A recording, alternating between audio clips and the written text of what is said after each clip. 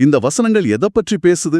இந்த அழகான அமைதியான காட்சி அமைப்புக்கு நேர்மாறா இந்த 89 அப்புறம் 90வது வசனங்கள் பாத்தீங்கன்னா மனித உளவியலோட ரொம்ப வன்முறையான இருண்ட பகுதியை பற்றி பேசுது. இருண்ட பகுதியா? என்ன நடந்தது அங்க? இது ஒரு வரலாற்று நிகழ்வை அடிப்படையா வச்சிருக்கு. முற்காலத்துல ஒரு குறிப்பிட்ட மக்கள் குழு வந்து தங்களிடம் ஏற்கனவே இருக்கிற வேதத்தை மெய்ப்பிக்கக்கூடிய ஒரு புதிய வேதம் அல்லது ஒரு தூதர் இறைவனிடமிருந்து வருவார் அப்படின்னு பல நூற்றாண்டுகளா காத்துட்டு இருந்தாங்க. பல நூற்றாண்டுகளாவா? ரொம்ப பெரிய எதிர்பார்ப்பது. ஆமா, இது அவங்க ரொம்ப பெருமையா மத்தவங்க கிட்ட சொல்லிக்கிட்டே இருப்பாங்க. எங்களுக்கான தூதர் வரும்போது நாங்க மிகப்பெரிய வெற்றியை அடைவோம் அப்படின்னு அவங்க நம்பிட்டு இருந்தாங்க. சரி, அப்புறம் அந்த வேதம் வந்துச்சா? வந்துச்சு. ஆனா அந்த உண்மை அவங்கள வந்து அடைஞ்சப்போ அவங்க அதை அப்படியே நிராகரிச்சிட்டாங்க அப்படிங்கிறது தான் 89வது வசனத்தோட மைய கருத்து. ஒரு நிமிஷம் பாருங்க. இது எனக்கு தர்க்க ரீதியாவே இடிக்குது. இதை கேட்கிற நேயர்களுக்கும் கண்டிப்பா அந்த சந்தேகம் வரலாம். என்ன சந்தேகம்? ஒருத்தர் பரகாலமா ஒரு விஷயத்துக்காக காத்துட்டு இருக்கார். அது கிடைக்கும்போது தனக்கு வெற்றி நிச்சயம்னு உறுதியா நம்புறாரு. அந்த புதிய வேதம் அவங்க எதிர்பார்த்தது போலவே எல்லா அடையாளங்களோட வந்துருச்சு. வந்தாச்சு. அப்படி இருக்கும்போது அது சரியா தன் கைகளில் கிடைக்கிற தருணத்துல அதை ஏன் நிராகரிக்கணும்? இது முரண்பாடா இல்லையா? உண்மையான விஷயம் நாம எதிர்பார்க்கிற வடிவத்துல வராததால ஏற்படுற மனித உளவியலோட சிக்கல் தான் இதுவா? நீங்க கேக்குறது ரொம்ப முக்கியமான கேள்வி. இது வந்து வெறுமனே அடையாளம் தெரியாம நடந்த ஒரு தவறு கிடையாது. 90வது வசனம் அதுக்கான உளவியல் காரணத்தை ரொம்ப கடுமையா துல்லியமா விமர்சிக்குது. என்ன காரணம்னு சொல்லுது? அவங்க அதை நிராகரிச்சதுக்கு காரணம் அறியாமையோ அல்லது புரியாமையோ கிடையாது. அதுக்கு காரணம் பொறாமை அப்படின்னு அந்த மூலப்பொருள் கூறுது. பொறாமையா? யாரை பார்த்து எதற்காக பொறாமைப்படணும்? அதாவது அவங்க எதிர்பார்த்த அந்த தூதரும் அந்த வேதமும் அவங்களுடைய சொந்த இனத்துல அவங்களுடைய சொந்த சமூகத்துக்குள் வரும்னு அவங்க நம்பினாங்க. அதுதான் அவங்களுடைய எதிர்பார்ப்போட வடிவம். ஓஹோ, அவங்க ஆளுங்களுக்குள்ளேயே வரும்னு நினைச்சாங்க. ஆமா. ஆனா அந்த இறை வெளிப்பாடு மற்றொரு சமுதாயத்தை சேர்ந்த ஒருத்தருக்கு வழங்கப்பட்டுடுச்சு. தங்களுக்கு வந்திருக்க வேண்டிய ஒரு மாபெரும் அதிகாரம், ஒரு சிறப்பு வேறொரு தரப்பிற்கு சென்று விட்டதே அப்படிங்கிற ஈகோ அப்புறம் அந்த பொறாமை தான் அவங்கள அந்த உண்மையை நிராகரிக்க வச்சது. அதாவது தங்களுக்கு பழக்கமான வசதியான ஒரு கட்டமைப்பிற்குள் அந்த உண்மை வரணும்னு எதிர்பார்த்தாங்க. அப்படி வராததால் அந்த உண்மையே பொய்ன்னு சொல்லிட்டாங்க. எக்ஸாக்ட்லி, அதுதான் நடந்தது. இதை சாதாரணமா கடந்து போக முடியல. நேர்களே, இது உங்க சொந்த வாழ்க்கையிலும் பலமுறை நடந்திருக்கலாம். கன்ஃபர்மேஷன் பயாஸ் அப்படின்னு சொல்லுவாங்களே, அதுதான் இது. நாம ஏற்கனவே நம்புறதை உறுதிப்படுத்துற ஒரு தகவல் வந்தா அதை உடனே ஏத்துக்கும். ஆமா, அது நமக்கு வசதியா இருக்கும். ஆனா முற்றிலும் உண்மையான ஒரு தகவல் நாம விரும்பாத ஒரு நபரிடமிருந்தோ அல்லது நமது நம்பிக்கைக்கு எதிராகவோ வந்தா நம்ம ஈகோ அதை ஏற்க மறுக்கும். அதைத்தான் இவங்க செஞ்சிருக்காங்க. மிக துல்லியமா சொன்னீங்க. அதனாலதான் 90வது வசனம் வந்து தங்கள் ஆன்மாக்களையே அவர்கள் மிக மோசமான விலைக்கு விற்றுவிட்டார்கள் அப்படின்னு ஒரு கடுமையான விமர்சனத்தை முன்வைக்குது. பொறாமையோட காரணமா தெரிந்தே ஒரு உண்மையை நிராகரிக்கிறது அப்படிங்கிறது ஆன்மாவை அழிச்சுக்கிறதுக்கு சமம்னு அது பதிவு செய்யுது. சரி, இப்படி தெரிந்தே ஒரு உண்மையை நிராகரிக்கும் போது அந்த நிராகரிப்பை நியாயப்படுத்த அந்த மக்கள் என்ன காரணத்தை சொன்னாங்க? ஏன்னா சமூகத்தின் முன்னாடி சும்மா நிராகரிக்க முடியாது இல்லையா? ஏதாவது ஒரு சாக்கு போக்கு சொல்லணுமே. 91வது வசனம் அதை பத்தி பேசுதா? ஆமா, 91வது வசனம் அவங்க முன்வைக்கிற அந்த போலியான வாதத்தை பதிவு செய்யுது. அவங்க சொல்றாங்க, எங்களுக்கு அருளப்பட்டதை மட்டுமே நாங்க நம்புவோம் அப்படின்னு. அப்படின்னா? அதாவது எங்கள் சமூகத்திற்கு எங்கள் வழியில் வந்த பழைய வேதங்களை மட்டுமே நாங்க ஏற்றுக்கொள்வோம். அதுதான் எங்களுக்கு தேவை. புதிதா வந்ததை நாங்க ஏற்க போவதில்ல அப்படின்னு ஒரு வேலி அமைச்சுக்கிறாங்க. இது ஒரு ரொம்ப வசதியான வாதம். நாங்க உண்மையை எதிர்க்கல, எங்க பாரம்பரியத்தை பாதுகாக்கிறோம் அப்படின்னு தங்களுக்கு தாங்களே சொல்லிக்கிற ஒரு பொய். கரெக்ட். ஆனா இந்த மூலப்பொருள் அந்த வாதத்தை அப்படியே விட்டுடாதுன்னு எனக்கு தோணுது. இதுக்கு ஏதாவது பதிலடி இருக்கா? நிச்சயமா இல்ல. அப்படி விட்டுடாது. ரொம்ப கூர்மையான தர்க்க ரீதியான ஒரு கேள்வியை கேட்டு அவங்கள இந்த ஆவணம் மடக்குது. என்ன கேள்வி அது? நீங்க உங்களுக்கு அருளப்பட்டதை மட்டும்தான் முழுமையா நம்புவீங்க அப்படின்னா, அப்படியானால் இதற்கு முன் வந்த உங்களுடைய சொந்த இறைத்தூதர்களை நீங்க ஏன் கொன்றீர்கள் அப்படின்னு அந்த வசனம் ஒரு வரலாற்று உண்மையை கொண்டு வந்து அவங்க முகத்துல அறையுது. ஆஹா, இது மிகச்சிறப்பான ஒரு பதிலடி. நான் இதை ஒரு நவீன கால உதாரணத்தோட ஒப்பிட விரும்புறேன். சொல்லுங்க. இது எப்படி இருக்குன்னா, ஒரு ஊழியர் தன்னை பற்றி, நான் இந்த நிறுவனத்தோட விதிகளுக்கு கட்டுப்பட்ட ரொம்ப விசுவாசமான ஊழியன், எனக்கு இந்த நிறுவனத்தின் மீதும் இது நிறுவனர் மீதும் அதீத பக்தி இருக்கு அப்படின்னு வெளியில சொல்லிக்கிறார். சரி. ஆனா அவரை பற்றி விசாரிச்சு பார்த்தா அவர் அந்த நிறுவனத்தோட முந்தைய அதிகாரிகளை எல்லாம் அடிச்சு துவைச்சிருப்பாரு. விசுவாசம்னு சொல்றதெல்லாம் வெறும் பேச்சுக்கு தானே தவிர செயல இல்ல அப்படிங்கறத இது அப்பட்டமா காட்டுது. அந்த உதாரணம் ஓரளவுக்கு சரிதான். ஆனா உண்மை இதைவிட ரொம்ப மோசமானது. இதை விட மோசமானதா? எப்படி?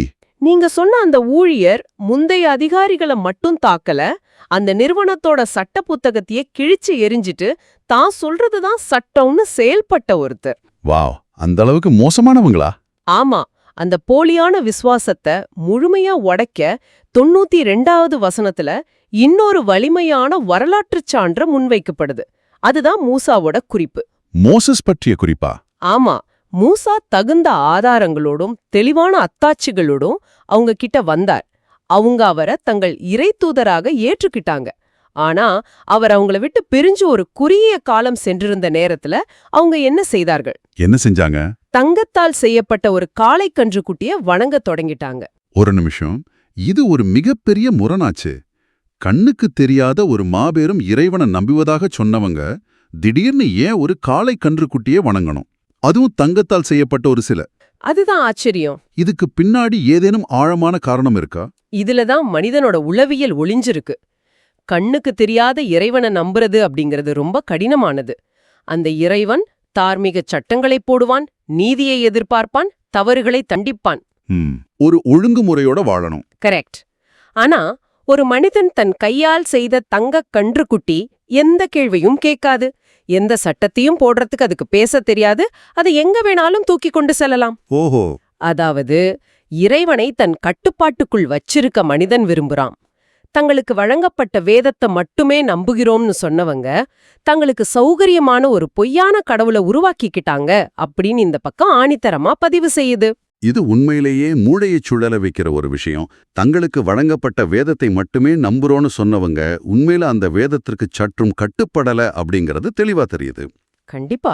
அந்த சத்திய பிரமாணத்தின் போது, அந்த உடன்படிக்கையின் போது உண்மையில என்ன நடந்தது அப்படிங்கறத இந்த பக்கத்தோட உச்சகட்டமான 93வது வசனம் விளக்குது இல்லையா? ஆமாம், இந்த 93வது வசனம் தான் நம்ம இன்னைக்கு விவாதிக்கிற இந்த ஒட்டுமொத்த பக்கத்தோட இதய துடிப்பு. வரலாற்று சிறப்புமிக்க தூர் மலையின் கீழ் நடந்த ஒரு பிரம்மாண்டமான உடன்படிக்கை இதுல விவரிக்கப்பட்டிருக்கு. தூர் மலைனா மவுண்ட் சினாய் சொல்றீங்களா? ஆமா, மவுண்ட் சினாய் தான். அந்த பெரும் மலை அவங்க மேல உயர்த்தப்பட்டு நிக்குது. அந்த பிரம்மாண்டத்தின் கீழ் இறைவன் கட்டளையிடுறான், நாம் வழங்கியதை பலமாக பிடித்துக்கொண்டு செவி சாயுங்கள் அப்படின்னு. அதாவது இதை கேளுங்கள், இதன்படி நடங்கள் அப்படின்னு சொல்லப்படுது. கரெக்ட். அதுக்கு அவங்க அளித்த பதில் அந்த மூலப்பொருள்ல ரொம்ப வெளிப்படையா பதிவாகியிருக்கு. அவங்க நாங்கள் செவியுற்றோம் ஆனால் மாறு செய்தோம் அப்படின்னு சொன்னதா குறிப்பிடப்பட்டிருக்கு. நாங்கள் செவியுற்றோம் ஆனால் மாறு செய்தோமா? ஆமா, we hear and disobey அப்படிங்கிறது தான் அது. இது என்னை நிஜமாவே திகைக்க வைக்குது. இது சாதாரணமான ஒரு வாக்கியம் கிடையாது. எனக்கு புரியலன்றோ, நான் அறியாமையில செஞ்சுட்டேன்றோ அவங்க சொல்லல. இல்ல, அப்படி சொல்லல. நீங்க சொல்றது என் காதுகள்ல விழுது, எனக்கு தெளிவா புரியுது, ஆனா நான் கீழ்ப்படிய மாட்டேன் அப்படின்னு முகத்திற்கு நேராக சொல்ற அந்த பிடிவாதம் இருக்கே, இது வெறும் அறியாமை கிடையாது. இது தெரிந்தே செய்யற ஒரு விதமான அறிவு சார்ந்த கர்வம் பிடித்த பிடிவாதம். ரொம்ப சரியா சொன்னீங்க. இத கேக்குற நீங்க கொஞ்சம் யோசிச்சு பாருங்க நேயர்களே. உங்கள் வாழ்க்கையில உங்களுக்கு சரியானது எதுன்னு தெளிவா தெரிஞ்சும், எனக்கு இது புரியுது, இதுதான் சரி, ஆனா என் ஈகோ இதை செய்ய விட மாட்டேங்குது, அதனால் நான் இதை செய்ய மாட்டேன் அப்படின்னு நீங்க நினைத்த தருணங்கள் உண்டா? அந்த பயங்கரமான மனநிலையை இந்த வசனம் பிரதிபலிக்குது. மிகச்சரியா புடிச்சிட்டீங்க. அந்த பிடிவாதத்தோட விளைவு என்ன ஆச்சு அப்படிங்கறத விளக்க இந்த வசனம் ஒரு மிகச்சிறப்பான உருவகத்தை, அதாவது ஒரு இமேஜினரிய கையாளுது. என்ன உருவகம் அது? அரபில உஷ்ரிபு அப்படிங்கிற ஒரு வார்த்தை அங்க பயன்படுத்தப்பட்டிருக்கு. இதோட பொருள் குடிக்க வைக்கப்பட்டது அல்லது ஊட்டப்பட்டது அப்படிங்கிறது. ஓ, ஊட்டப்பட்டதா? ஆமா, அவங்களோட இந்த நிராகரிப்பின் காரணமா அந்த காளைக்கன்று குட்டியின் மீதான நேசம் அவங்க இதயங்கள்ல ஆழமா ஊட்டப்பட்டதுன்னு அது கூறுது. அதாவது அவங்க அந்த தவறை ஒருமுறை செஞ்சுட்டு விலகல, அது அவங்க உணர்வோட கலந்துடுச்சுன்னு சொல்றீங்களா? ஒரு பஞ்சுல தண்ணீர் ஊடுருவது போலவா? அதைவிட ஆழமானது. ஒரு சாதாரண பஞ்சுல தண்ணீரை ஊற்றுனா நீங்க பிழிந்து எடுத்துடலாம். ஆமா, ஈஸியா எடுத்துடலாம்.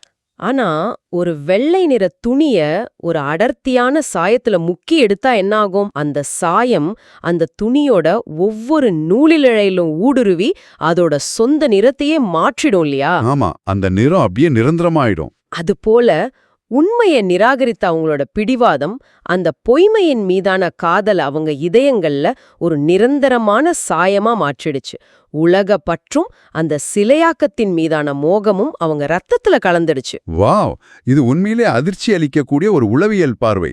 ஆக அவங்க என்னதான் தாங்கள் விசுவாசிகள்னு வெளியே சொல்லிக்கிட்டாலும் அவங்க உள்ளம் முழுவதும் வேறு ஒன்றால் ஆக்கிரமிக்கப்பட்டிருந்துச்சு. அதனாலதான் 93வது வசனத்தோட இறுதி வரி இதுவரை அவங்க கட்டியெழுப்பிய அத்தனை வாதங்களையும் உடைத்து நொறுக்கிற மிக கடுமையான ஒரு தர்க்கத்தை முன்வைக்குது. என்ன தர்க்கம்? நீங்க உங்க பழைய வேதத்தை நம்புவதா கூறுறீங்க. சரி, நீங்க உண்மையான நம்பிக்கையாளர்களா இருந்தா உங்க நம்பிக்கை உங்களை எவ்ளோ மோசமான வழியில செலுத்துகிறது அப்படின்னு அது கேள்வி எழுப்புது. ரொம்ப ஸ்ட்ராங்கான கேள்வி இது. ஆமா, உங்க நம்பிக்கை உங்களை இறைத்தூதர்களை கொல்லச் சொல்லுதா, ஒரு தங்க கன்றுக்குட்டிய வணங்கச் சொல்லுதா, கண்முன் நிற்கும் உண்மையை ஈகோவோட காரணமா நிராகரிக்கச் சொல்லுதா? அப்படியானால் உங்க நம்பிக்கை மிகவும் மோசமானது அப்படிங்கிற விமர்சன ஆழத்தை அந்த மூலப்பொருள் தொடுது.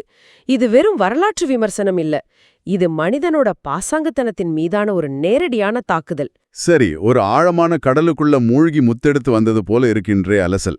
இதை நம்ம சுருக்கமா தொகுத்து பார்க்கலாம். இன்னைக்கு நம்ம பார்த்து இந்த ஒரே ஒரு அரபு பக்கத்துல பாத்தீங்கன்னா வெறும் எழுத்துக்களோ இலக்கண விதிகளோ அல்லது ஏதோ ஒரு மதத்தோட சடங்குகளோ மட்டும் இல்ல. கண்டிப்பா இல்ல. இதுல மனிதர்களோட நம்பிக்கை, அவங்க கொள்ளும் பொறாமை, தங்களுடைய சொந்த வாக்குறுதிகளை எப்படி மீறாங்க, தங்களுக்கு தாங்களே எவ்வளவு சுலபமா பொய் சொல்லிக்கிறாங்க, அப்புறம் உண்மையை விட ஈகோ எப்படி ஆதிக்கம் செலுத்துது அப்படிங்கிற மிக ஆழமான மனித உளவியல் பேசப்பட்டிருக்கு. ஆமா, அது ரொம்ப ஆழமாவே சொல்லிருக்கு.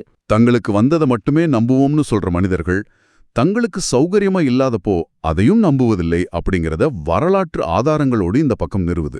அது மட்டும் இல்லாம அதிகாரம் அல்லது உண்மை தங்களுக்கு தேவையான வடிவத்துல வரல அப்படின்னா அதை கண்மூடித்தனமா எதிர்க்கிற மனித பண்பையும் இது ரொம்ப தெளிவா சுட்டி காட்டுது. கரெக்ட். நேருக்கு நேர் எதிர்கொள்ள மனிதனை தயார்படுத்துறதுக்கான ஒரு கருவிதான்.